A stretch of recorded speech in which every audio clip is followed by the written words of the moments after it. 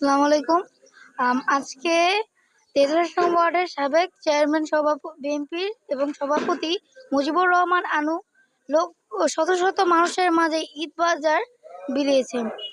আমরা আশা করি তিনি যেন এরকমভাবে মানুষের সাহায্য করতে পারে, মানুষের সাহায্যের পাশাপাশি বিভিন্ন এলাকার উন্নতি করতে পারে।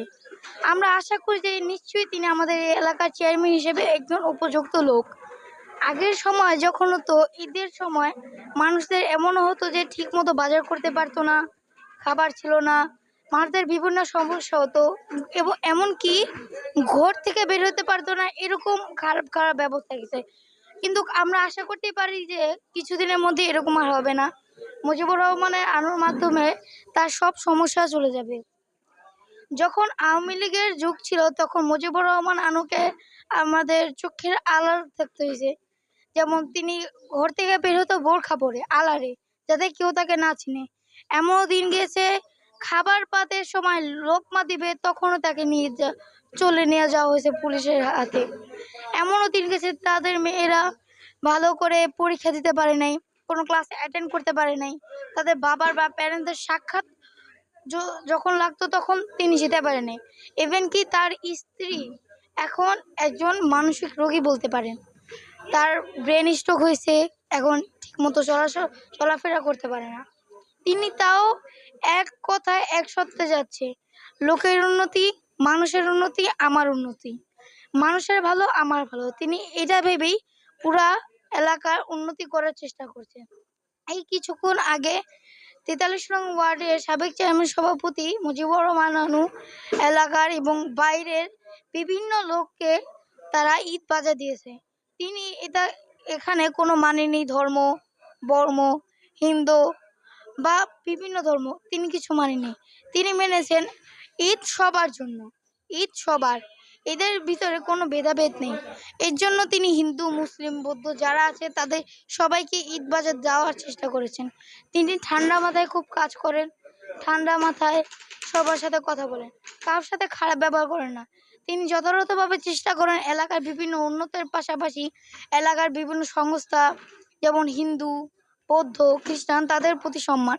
কারণ আমরা বিশ্বাস করি যে একজন নেতা সে তখনই একজন নেত্রীর যোগ্য হতে পারে যখন সে সবাইকে সম্মান করতে শিখে, সব ধর্মকে এক চোখে দেখার মতো চেষ্টা করে।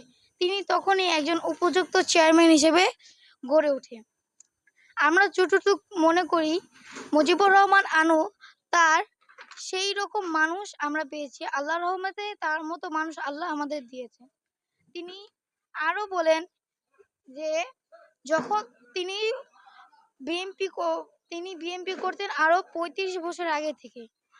এমন সময় বিএনপি করতেন, তিনি ছিলেন এক ধরনের পোস্টার বলতে পারেন, পোস্টারের কাজ করে না, যেমন মানুষ বিএনপি বিভিন্ন পোস্টার ছাপায়, সেই জায়গা থেকে মানুষ তাকে সাপোর্ট করতে করতে এখন সে এই পর্যায়ে এসেছে।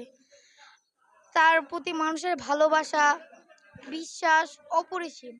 আমরা চেষ্টা করছি তাকে যেন আরো বিশ্বাসযোগ্য মানুষ হিসেবে তৈরি করতে, সে যেন মানুষের উন্নতি করতে পারে। সে এমনও বলে মানুষের ভালো আমার ভালো, মানুষ যদি ভালো ভালো থাকতে পছন্দ করে আমিও ভালো থাকতে করি। সে বলে মানুষ যেরকম আমাকে চায় আমি সেরকম হওয়ার চেষ্টা করি। তিনি এভাবে চেষ্টা করছেন। তারই একই কথা, সারা জীবন যত এই পজিশনে এসেছি সারা জীবন মানুষদের সাহায্য করে যাব, মানুষের পাশে থেকে যাব। এভাবে তিনি আরো বলেন মরলে এভাবে বলবো যাতে মানুষ আমাকে মনে রাখতে পারে, আমার নামে সবাই চিনতে পারে যে আমার নামেও কোনো লোক ছিল, ভালো লোক ছিল। তিনি বলে আমরা চেষ্টা করব বিভিন্ন সংস্কৃতি শিক্ষা প্রতিষ্ঠান আরো গড়ে তোলা। কিছু বছর আগেও পুরা পুরো পুরান ঢাকার মানে এই সোসাইটির জায়গার যে শিক্ষা সংস্থালয় এতটা উন্নত ছিল না। আমরা যতটুকু ধারণা করি তার মাধ্যমে সেটা আরো উন্নতি হবে। সে যথাযথভাবে চেষ্টা করে শিক্ষার্থীদের, বিভিন্ন ছোট ছোট শিক্ষার্থীদের এবং বড় বড় যারা শিক্ষা নিতে পারতো কিন্তু অবহেলা করেছে তাদেরকে পর্যাপ্তভাবে শিক্ষা দেওয়া। কারণ আশা করা যায় একজন ছোট বাচ্চা হতে পারে বাংলাদেশের প্রধানমন্ত্রী, শিক্ষামন্ত্রী, রাষ্ট্রপতি। মানুষদের কথা ভেবে এবং ছোট বাচ্চাদের কথা ভেবে তিনি শিক্ষা এবং আরো অনেক সংস্থার আম, আরো অনেক সংস্থার করেছেন।